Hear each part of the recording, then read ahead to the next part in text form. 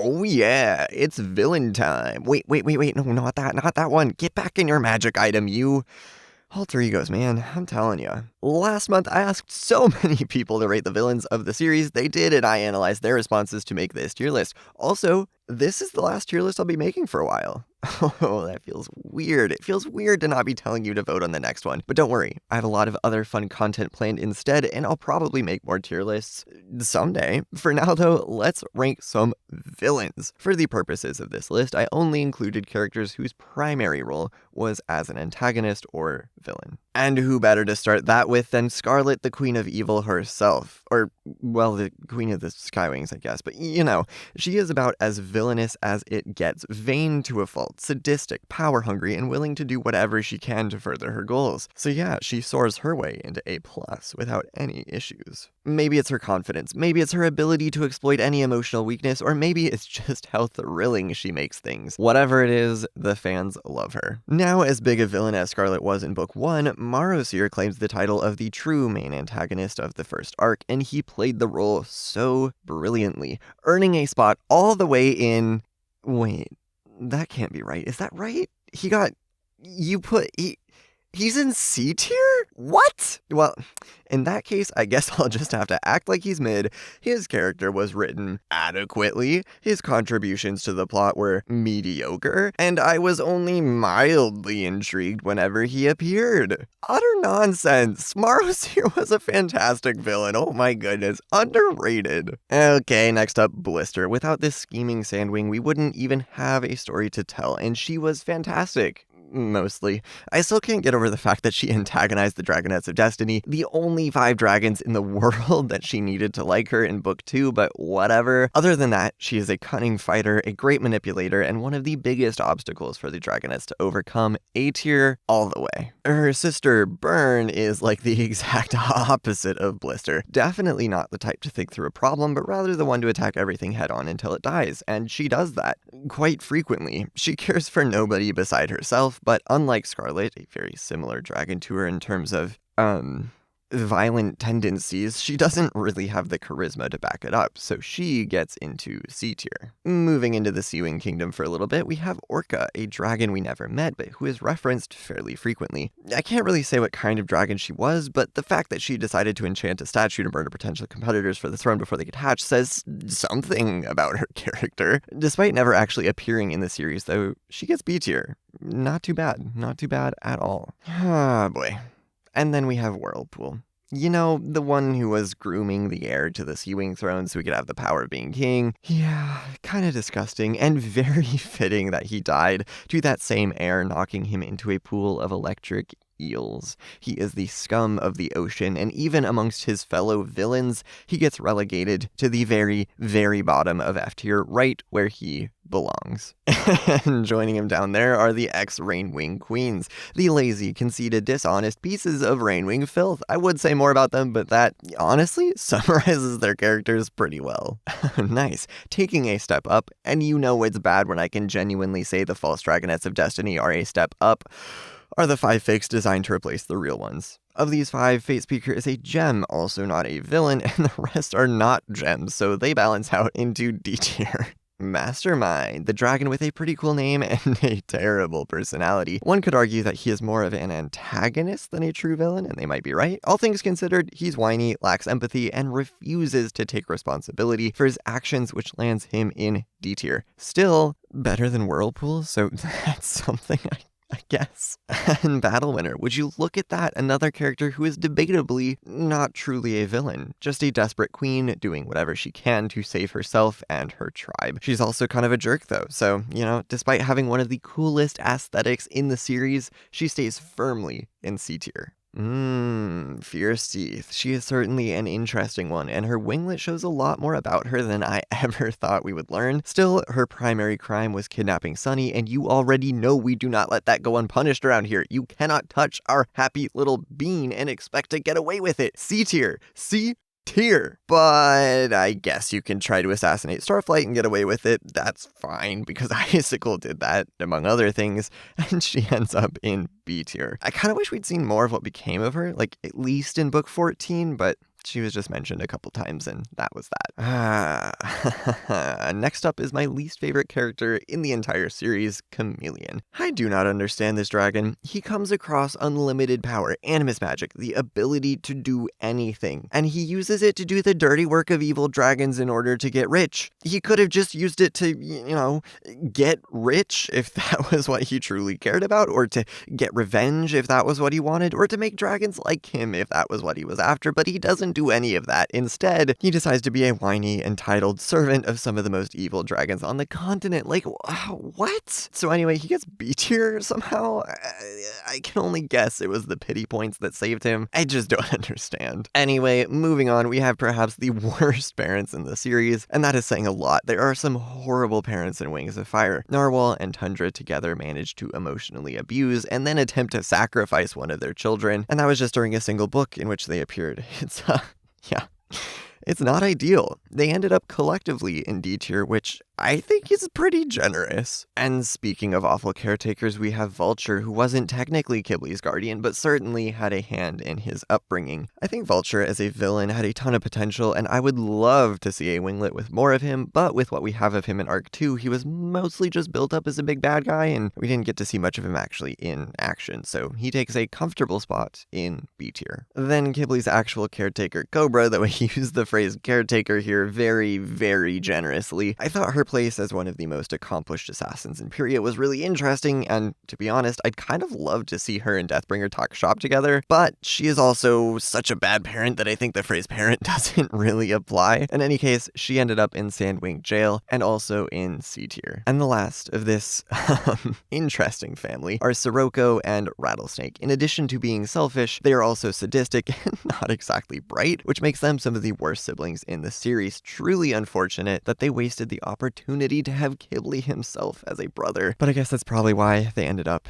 in D tier. Now off to Pantala, we have Wasp, who is built up as the primary antagonist of Arc 3, until she wasn't. But setting that aside and her anticlimactic ending, she played the role of main villain very well. Is she evil to her core? Yes. Did she lie and scheme her way into power? Also, yes. Did she use a secret mind control plant and attempt to enslave the entire continent to her will?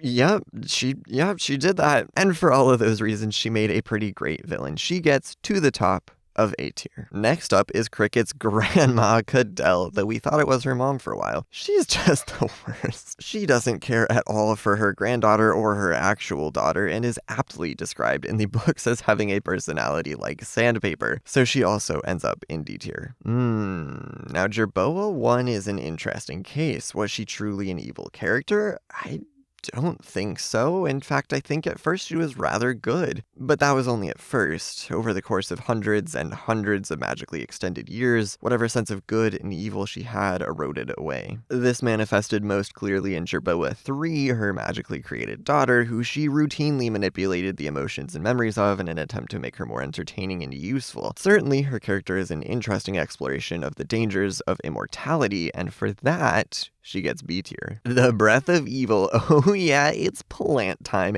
A literal piece of foliage gets above 80% of the other characters on this tier list.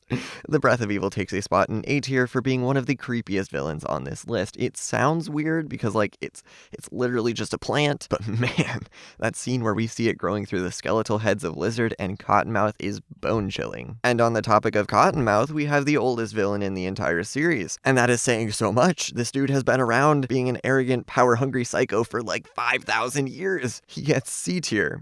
He did have some interesting monologues, and his interactions with Lizard are always fun, but a lot of people criticize him being a pretty one-dimensional villain. Personally, I thought he was fine. It was a bit of an odd choice to introduce him as the main villain of Arc 3, only like halfway through the final book. Well, anyway, before we get into the Legends novel villains, please enjoy some extra villain suggestions that really made me laugh. Prophecies, 10 out of 10. Okay, Tsunami, chill. Ohio is coming. Moonwatcher, JMA's arch nemesis for Kibley's love, 1 out of 10. How dare you take Kibley from JMA? True. Mushroom. Yeah, no, unironically, Mushroom is terrible. The Poison Jungle Reviews. Harold. I don't know what Harold did to you, but I'm sorry. JMA. Wait, what? Why am I a villain? What did I do? JMA for making me love Ghibli a million times more. Oh, okay. Yeah, I get it now. Well, I guess I'm a villain spreading love and admiration for Ghibli around the world. Oh no. Anyway, let's get back into the Legends novel villains. Picking it up with the Dragonmancers, a group of bandits turned cult leaders who routinely lie to their followers and sacrifice people they don't like in pursuit of treasure. I was so ready to watch them get their comeuppance at Dragonslayer. It wasn't quite everything I dreamed it would be, but it was satisfying. So they get D tier, placing just between the false dragonets of destiny and Cadell, which they probably deserve. Next up is Sandstorm, not to be confused with a particular cat from a different series. She was pretty cool. This Sandstorm is not. I'll just say it. He got D tier, which kind of surprises me because he was basically just the male version of Burn, and she made it into C. Maybe it was because he was rude to Sky, or maybe it was because he only appeared in the Legends books. Either way, D tier for definitely not good. Got him. Ooh, another human villain. Heath, who actually got the lowest rating of anyone on the entire character tier list, actually moved up into D tier on the villain tier list. A surprise, to be sure. Yep. I hated Heath. He left his sister to die, lied about killing a dragon, gaslit an entire village into worshipping him, abused that status to secure his power, and ultimately sold out his own brother in an attempt to spare his pathetic little life. I used that monologue in the last video he was in, and I just felt like I really needed to say it again. Heath is the worst. Now, here are two dragons that might be just as self-centered and terrible as Heath was. Diamond and Vigilance, the Icewing and Nightwing queens of Darkstalker's time. I've lumped them together not because they spend any time with one another, but because they're just so similar. The conceitedness of these two both played major roles in tipping Darkstalker over the edge, and I just have to wonder, if they hadn't been such terrible queens, where would Pyria be now? Anyway, they got B tier. Pretty alright as villains. Snowflake and Snowfox. I love these two. I just like villain pairs, and these two are the definition of a good villain pair. Sneaky, scheming, treacherous, and awful to everyone except each other. What a fun duo. They get A tier. Oh, Arctic. I have very few good things to say about him. He just somehow manages to make the worst of every situation, and I guess that's the mark of a good villain because he makes it into A tier. From love-struck fool to excommunicated prince to horrible husband and even worse father to finally Darkstalker's example to the world. Arctic's really been through some things. He really has. So if nothing else, he certainly has earned his way into A tier on this tier list. And speaking of dragons who have been through some things, Albatross. I don't think he was ever really a bad guy. He was just an abused and sad dragon until he snapped, and then he was an insane dragon, which I suppose qualifies as bad given that he did end up murdering most of his family. Oops. But as with Arctic, being bad means you're good, at least on this tier list. Albatross grabs a spot all the way up in A+, very quality villain. And our final villain, well, it should be pretty obvious where he's going at this point. Darkstalker takes the one and only spot in S tier, and he took it by a mile. He is such a great villain, or well, I think anti-villain is probably actually a better description. He is a very bad guy, but he's also so sympathetic. He had a rough upbringing with a terrible father, but he's still one of the most charismatic dragons in this series. He genuinely cares about and looks after his friends, and he wants to make the world a good place to live in. Half the time he's on the page, we are rooting for him to succeed. But he is prideful and vengeful to a fault, and so often what he thinks are the steps to a better world are really just steps down his own dark path, born of arrogance and anger. I'm not sure I've ever liked a villain as much as I liked Darkstalker, so I'm just happy you all put him where he belongs. And that is the villain tier list, and the last tier list I'm going to do for a while, probably. So let me know what you think. Which villains were ranked best? Which tier lists were your favorite? Oh, you know what? I should make a tier list. Maybe someday. Until then, I hope you've enjoyed. I look forward to all the other fun content I'll be doing instead, and thank you for watching.